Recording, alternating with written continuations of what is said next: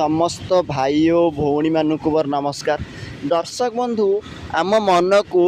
स्वतः प्रश्न उठी थाए कि कौन ठाकुर गोठू आशीर्वाद पाइबापे आमको मंदिर जावा आवश्यक कि आपन देखुवे आम लोक मैंने डेली मंदिर जाऊे कि सोमवार मंदिर जाऊे कि मंगलवार मंदिर जाऊे पूजा अर्चना करते भोग चढ़ाऊे तो ये कौन सतरे पुण्य मिल जाऊ ठाकुर आशीर्वाद दे दे खुशी आ जो मैंने मंदिर जाऊना से आशीर्वाद मिल न तो ये प्रश्न केवल मो मन को नहीं समस्त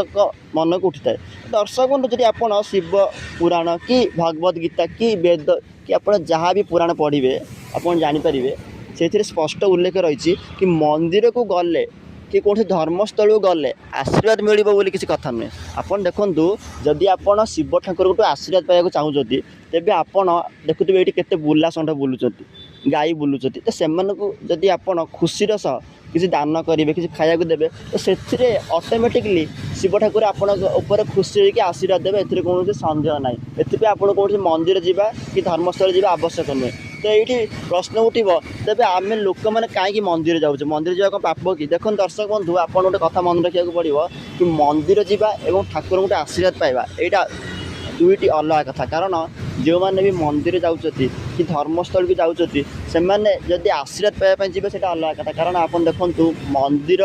जीवा एवं धर्मस्थल को जीवा द्वारा आम मन पवित्र होता है शांति होता है। एग्जाम्पल धरतु आपण कर्म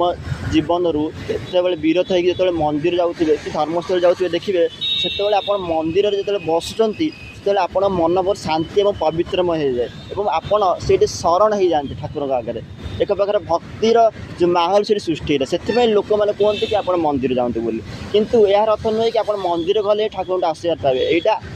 बहुत बड़ भूल अटे। देखुए आप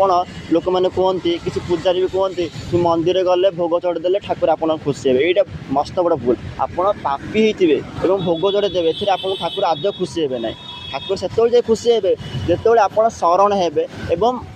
गरीब लोक तथा मुझे कहली षंढ गाई बुला जंतु आप साहाଯ୍य करेंगे ना ठाकुर केवे भी आपन को खुशी हेनी कि आशीर्वाद करेंगे ना।